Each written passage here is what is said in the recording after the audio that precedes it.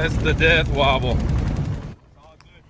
That is the video of the steering wheel of that truck there shaking violently. Some customers, as you heard him say there, call this the death wobble. Now, despite that nickname it's been given, it's really important to note that we are not, in fact, aware of anyone dying because of this. But in some court papers, a dozen people blame it for accident.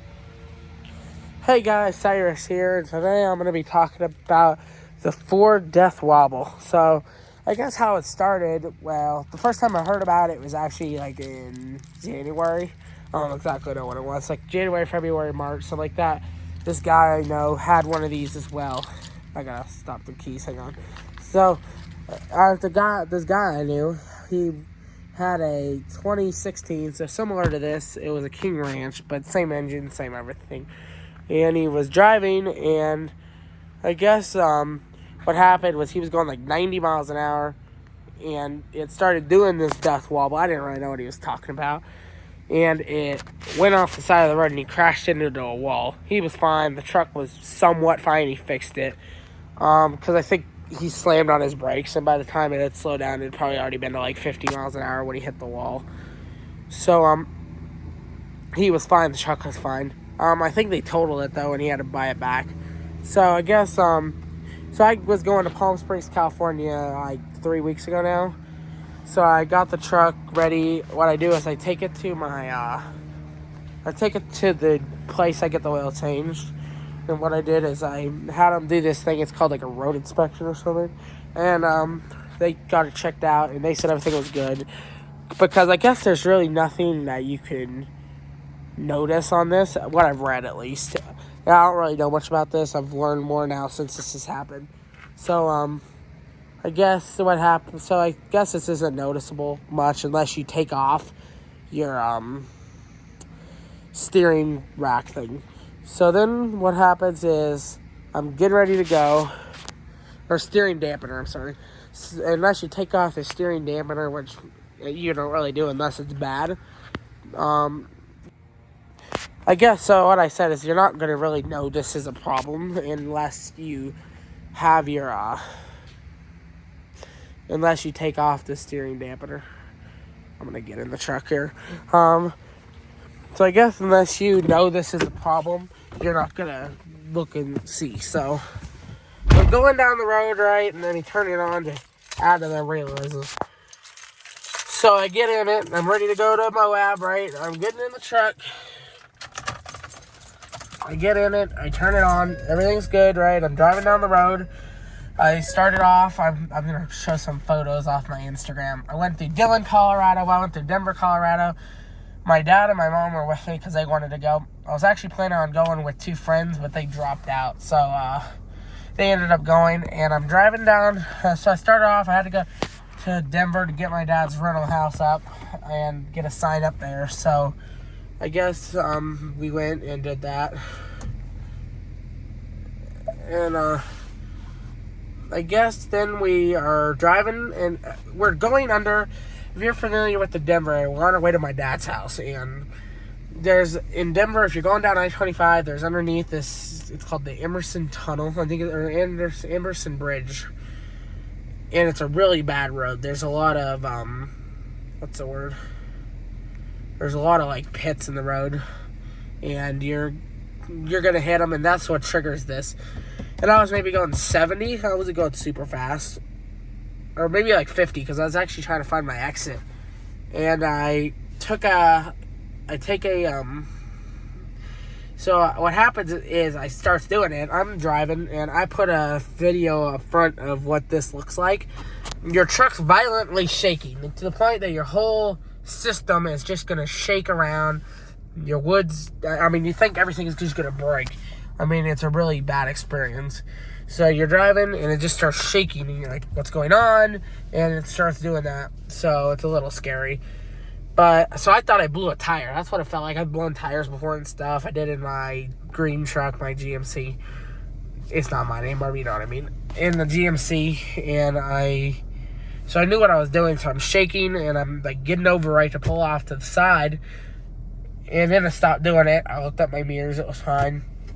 once I got to my dad's house, which was like 2 miles away, I looked at all the tires. Everything was fine, right? I knew the tires were on the verge of being bad, but they weren't yet, so I didn't do them. I am gonna do them, so I'm gonna do that soon, probably this winter. But then what happens is I'm pretty much driving, and then what happens is I hit really bad traffic because it's leaf changing season here in Colorado. So I'm going through traffic and I see my neighbor. So then what happens is where you hit really bad traffic going up the close to Central City. And if you don't know where this is, you can map it and it'll show you where these are. So near Central City on I-70, we're going through, and I start noticing it happened again once I got out of traffic near maybe, I don't remember where, past Dillon, like a little bit past Dillon, but not quite to Vail. Not to the Eisenhower Tunnel yet. It did it once right before Eisenhower and then once right after. And if you don't know where that is, it's on the Continental Divide. It's the highest tunnel also in the United States. The Eisenhower Tunnel. It's famous. But most people, I think, know what it is. So then what happens is I'm driving, and it starts doing it again. And you're on a mountain. I'm not going super fast because it's in the mountains. So I threw on my 4 ways and slowed way down, and it stopped doing it. And I thought, okay, I'm thinking, okay, if my brakes go out, what I'm going to do is I'm just going to take this and I'm just going to slam it down in 1, right? But the brakes I had just replaced. My place did. I didn't do it because my mom didn't feel comfortable with that. She's like, if you want me to go, you're going to have your place do it. I'm a good enough mechanic. I guess they just don't trust me, so I don't know. But what happens is, because brakes are a pretty major thing to do, and you need brakes, so I get them, and I was probably going to have them do it anyways, because if my brakes went out or something, I'd probably traumatize everybody. But, because I knew my brakes are fine, so I wasn't super worried about that, but I'm just, thinking. It's pretty much, I'm driving, and it did it again, not quite to Vail, not quite, it's to, Silverthorne, is that the place? I'm going right around Silverthorne, and it started doing it again. I'm like, this is not good. So I was a little nervous, and I stopped the car. Or I didn't stop the car. I thought about it, though. It was really nerve-wracking.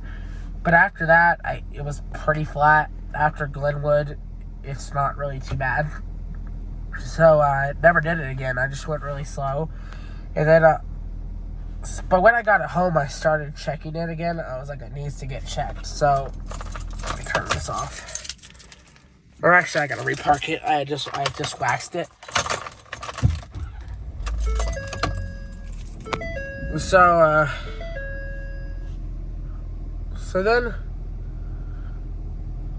I'm just gonna repark it. Put it here. So then what I did is I gotta repark this. I'm gonna show you guys how I repark it. And then my mom's over there directing me. I know. And then I should have her filming me, but I'm not. But if you don't know, my mom is really the car washing person. I'm not super great at it. I'm good at it. I'm just not super great. So, but pretty much I got it checked out after that, and I didn't do it again, which was a good thing. I was not nervous about it because I knew it was nothing. But I get to Moab and I was a little nervous, right? So I looked it up. I'm up at 2 in the morning. It was really nerve-wracking because I'm nervous. Because I'm gonna be a ways away and nobody's gonna be able there. And there's a lot of dead spots on your way there, and where there's no service. So I looked up in the middle of the night. I looked it up on the Ford, and Ford never did a recall on it, right? Because Ford doesn't want to pay up. So pretty much what happens is nobody dies from it, and when somebody dies from it, they do a recall. So nobody's died from this. And then why's my screen not working? Sometimes my screen gets weird. I don't know why. My Hellcat does too. But there. But pretty much what happens is so I looked it up in the middle of the night, and it said that it's a multiple things it can be. It can either be due to your it can be due to your steering components, which was, I guess, what you consider this. So I look. I'm not gonna get down there, but I'm gonna show you guys.